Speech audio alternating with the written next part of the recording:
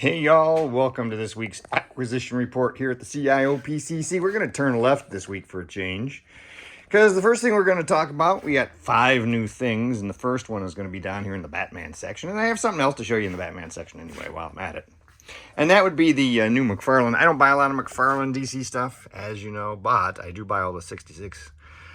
And they've done a new 7-inch Batman in their regular multiverse line, so this one I picked up. He is too tall, obviously, to go with the rest of the regular 66 Batman or classic TV series or whatever they want to call it.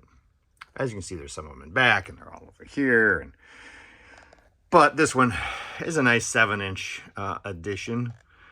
And it was definitely necessary to add to the 66 collection. Now, I wanted to mention also, that's only number 1. Number 2 is not number 2. This is Bane that I showed you, I think, last week. But I can see I cleared some stuff out, made some room on the shelf, moved some guys down around that way.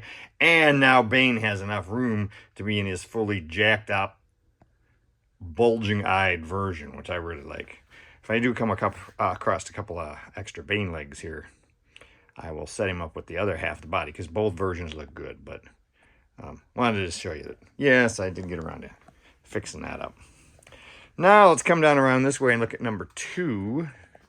That would be a 112 collective. Like I said, we're getting a new one almost every week. And here we have the new Iron Man Silver Centurion. These Iron Man figures are some of the best in the entire line, certainly in the Marvel series from 112. Mezco did a beautiful job on these. They're really well made. And this Silver Centurion continues that tradition. So there you go. He fits in nicely with the other 3. Looks great on the shelf. Lots of ways you can pose them. That's the nice thing about these, is that articulation. And he's number 2. Now, number 3 is the coolest thing I got this week. I suspect he'll be the review tomorrow or Sunday or Monday, depending on when I get to it here. Got to do the photos today, but that would be Krug. Yes, I got my Krug from X06. He looks fantastic. He's got a cloak, too. I decided for the time being not to display him with it, but he does have his blaster in his holster. It's an excellent Christopher Lloyd sculpt. Fantastic. Rooted hair. Really fine. Nicely, you can see he's got the little ponytail in back. See, he's got the little ponytail in back. Really nicely done. Costume looks great. This is another one they knocked out of the park. Now, he's more expensive than the others, especially since this is a pretty complicated costume and doesn't have any other reuse, really. But he is really a great-looking figure. So that's number 3, and he is my favorite this week. But I did get a couple more that are fun down here.